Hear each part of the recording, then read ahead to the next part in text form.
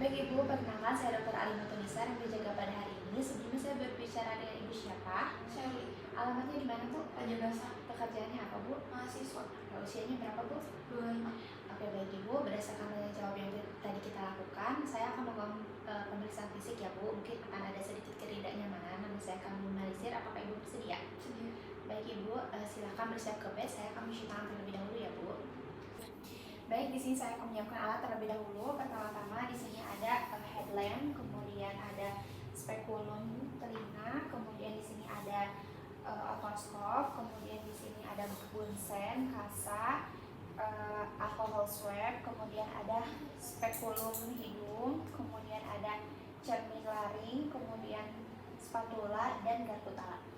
Baik, pertama-tama saya akan memakai headlamp terlebih dahulu, disesuaikan dengan mata pemeriksa. Kemudian untuk cahayanya juga kita nyalakan. Kemudian kita akan inspeksi terlebih dahulu telinga pasien, telinga luar. Baik, tidak terlihat adanya fistula atau cairan atau kemerahan. Kemudian di sini saya akan melakukan palpasi. Ibu nyeri enggak Bu? Tidak ada nyeri tekan. Kemudian setelah itu kita akan melakukan pemeriksaan menggunakan otoskop. Di sini sudah dipakaikan spekulumnya, kemudian sebelum itu spekulum sudah disesuaikan dan kita bersihkan dulu menggunakan alcohol swab. Kemudian kita nyalakan spekulumnya, kemudian dengan cara lagi artis. Lihat. Baik, tidak ada kemerahan, terdapat sekretariat serumen. Kemudian untuk yang berat limbahnya, refleks cahayanya di arah jam 7 karena di telinga kiri. Baik, untuk pemeriksaan telinga sudah selesai. Di sini saya akan melakukan pemeriksaan tes fungsi pendengaran menggunakan garpu tala 512 Hz sama 250 Hz. Pertama-tama tes rina, kita akan tes rina menggunakan garpu tala 512 Hz. Kita nyalakan, kemudian kita lihat fungsi bone contact dan air contactnya. Ibu di sini saya akan getarkan, terus saya simpan di tulang belakang Ibu. Terus nanti kalau udah tidak terdengar boleh angkat tangan ya Bu.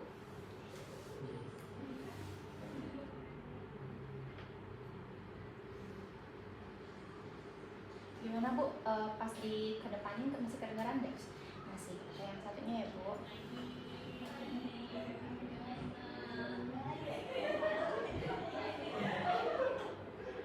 Masih terdengar.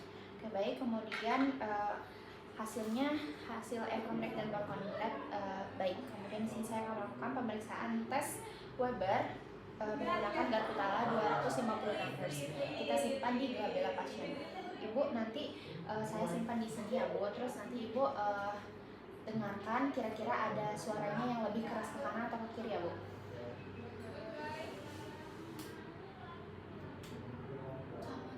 Sama, kiri dan kanan sama ya Bu. Baik, di sini saya akan melakukan tes swabah. Pertama-tama nanti saya akan getarkan, terus saya dengarkan ke telinga Ibu. Kalau udah nggak kedengar, angkat tangan ya Bu.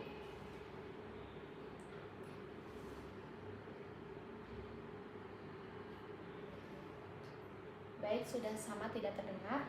Untuk telinga yang sebelumnya sama sudah tidak terdengar. Baik, untuk pemeriksaan tes rina, Weber dan swabahnya normal. Baik, kita akan melakukan pemeriksaan hidung. Pertama-tama inspeksi terlebih dahulu bagaimana apakah hidungnya terdapat deviasi, apakah terdapat patah pada tulang, fraktur, kemudian apakah ada deformitas. Kemudian di sini saya akan melakukan palpasi, ada os nasal, kemudian os maxilla dan os zygomatikum. Kemudian di sini saya akan melakukan palpasi kepada sinus maxillaris, ethmoidalis dan frontalis. Bagaimana Pak? Apakah nyeri?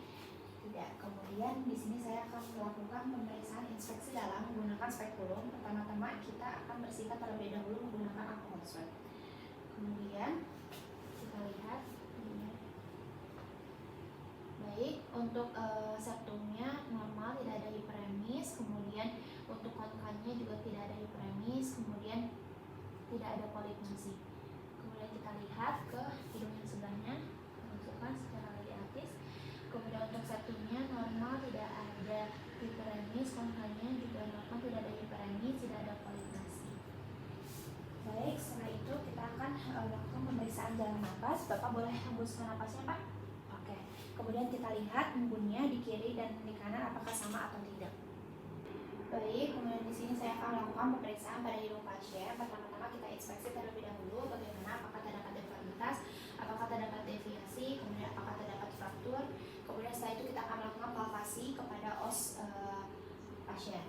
Pertama-tama os nasal, kemudian os maksila, kemudian os zygomatikum. Apakah terdapat tonjolan, kemudian apakah terdapat adanya massa, apakah terdapat adanya tumor. Kemudian setelah itu di sini saya akan melakukan palpasi pada sinus pasien, sinus maxillaris, kemudian sinus ethmoidalis dan sinus frontalis. Kemudian apakah nyeri, apakah terdapat massa, apakah terdapat ada benjolan. Kemudian setelah itu saya akan melakukan pemeriksaan inspeksi dalam menggunakan spekulum. Pertama-tama kita bersihkan terlebih dahulu menggunakan alcohol swab. Kemudian kita lihat, kita masukkan, tarik nafas, Pak. Oke, baik. Kemudian kita lihat untuk septumnya tidak ada hiperemis, kemudian konkalnya tidak ada benjolan dan tidak ada voligasi. Kemudian dikeluarkan, kita masukkan. Untuk septumnya tidak ada hiperemis atau benjolan, kemudian untuk konkalnya juga normal, kemudian tidak terlihat tidak ada voligasi.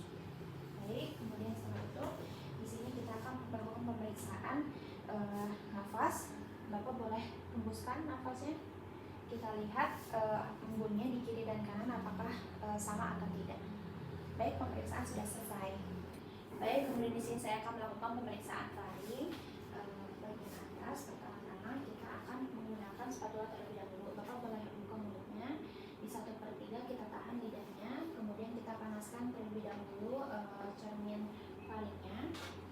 Kemudian kita lihat untuk septum nasinya tidak ada hiperemis, kemerahan, kemudian juga tidak ada tonjolan atau deformitas.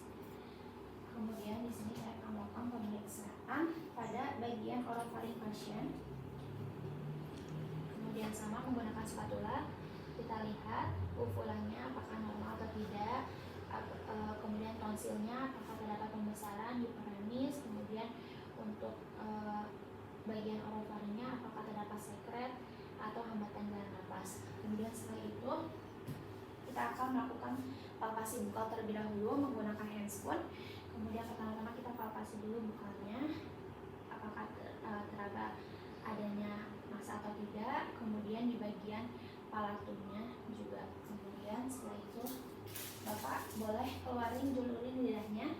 Setelah dijulurkan kita tahan menggunakan kasa. Setelah itu kita lihat juga menggunakan cermin di belakang uvula untuk melihat laringofaringnya, bagian epiglotisnya. Apakah terdapat pembesaran, apakah terdapat hambatan jalan nafas. Kemudian Bapak boleh bilang oke, baik. Kemudian kita lihat untuk fungsi dari epiglotisnya, normal atau tidak. Baik, pemeriksaan sudah selesai.